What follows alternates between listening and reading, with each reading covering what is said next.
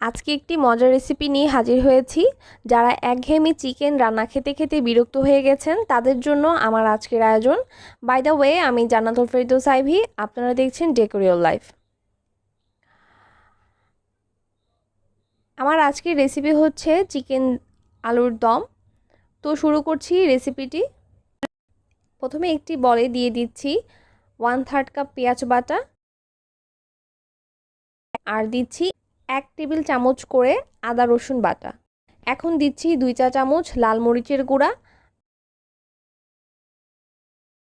আর 1 চা চামচ করে হলুদ, জিরা ও ধনিয়ার গুঁড়া। খেয়াল করলে দেখতে পারবেন আজকের এই দুর্দান্ত স্বাদের চিকেন আলুর দমটি আমি রান্না করছি ঘরে থাকা মশলা দিয়ে। কোনো প্রকার এক্সপেন্সিভ বা বাড়তি মশলা বা কোনো ইনগ্রেডিয়েন্টস ইউজ হচ্ছে না। এইবার মশলাগুলোকে মিশিয়ে নিচ্ছি। মশলায় আরও দিচ্ছি কিছুটা তেল, 2 টেবিল চামচের মতো। এখন এই মশলাগুলোতে দিয়ে দিচ্ছি পরিষ্কার করে ধুয়ে কেটে নেওয়া চিকেন। এখানে প্রায় 1.5 কেজি চিকেন আছে। আর দিচ্ছি আলু। যেহেতু চিকেন আলুর দম রান্না হচ্ছে, আলুটা তো আমি চিকেনের সাথেই ম্যারিনেট করে নিব। এতে করে আলু থেকে চিকেনের একটা ফ্লেভার আসবে। আর আমরা বাঙালিরা কিন্তু চিকেনের সাথে আলুটা বেশ পছন্দ করি। এখন দিচ্ছি 1 চা চামচের মতো লেবুর রস। এই মশলাগুলোর সাথে চিকেন আলু ভালো মতো মাখিয়ে নিচ্ছি। একটা জিনিস হয়তো খেয়াল করেছেন, এই চিকেন ম্যারিনেট করার সময় কোনো প্রকার আমি লবণ ইউজ করিনি, কারণ এই চিকেন ম্যারিনেট করব প্রায় 30 মিনিটের মতো।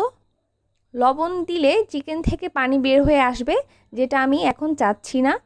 তো চিকেনটা ম্যারিনেট হতে রেখে দিচ্ছি 30 মিনিটের জন্যে। 30 মিনিট পর এখন চিকেনটি রান্না করে নিব। চুলায় একটি কড়াই বসিয়ে দিয়েছি।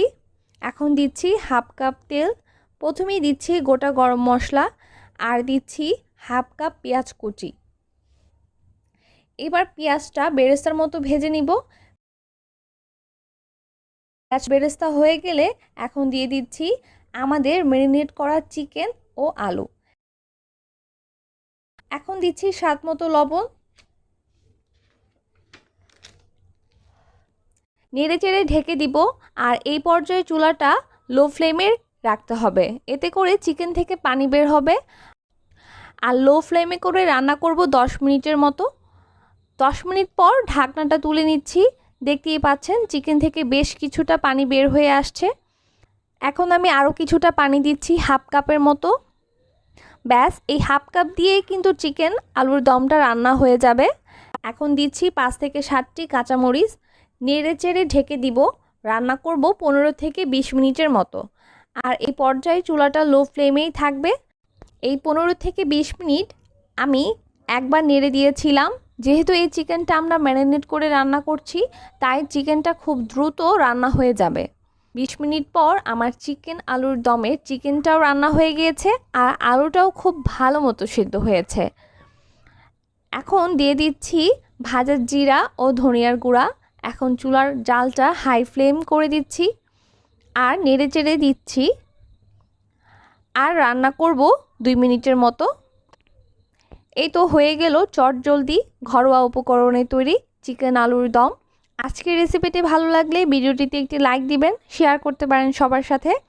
আজ এখানেই বিদায় নিচ্ছি। হাজির হব নতুন কোনো রেসিপি নিয়ে। আল্লাহ হাফেজ।